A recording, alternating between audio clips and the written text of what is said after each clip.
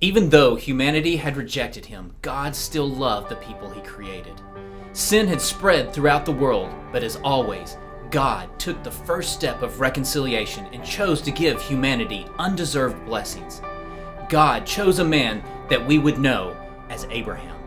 He told him to leave his home and go to a place that God had prepared for him. And even though Abraham and his wife Sarah were old and childless, he promised them their descendants would be as numerous as the stars. When the time came for God and Abraham to make a formal covenant, a deep sleep fell over Abraham, and God completed the ceremony on his own to show that he would be the one to make both the promise and the sacrifice.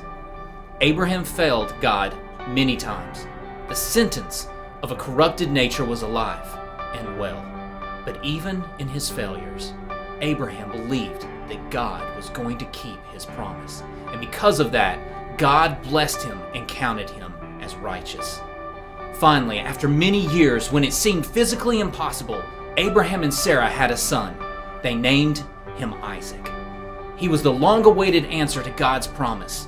One day, God called Abraham to take Isaac, his only son, up to the mountain and present him as a sacrifice.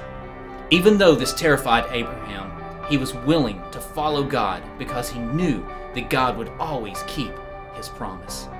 When Abraham raised the knife to sacrifice his only son, God sent an angel to stop his hand and provided a ram instead. That is simply who God is. He's the one who spares us and our children from the sentence of death we deserve. He is the one who keeps his promise. He will provide the sacrifice himself. We just have to believe, because even in the darkest moments, God brings hope.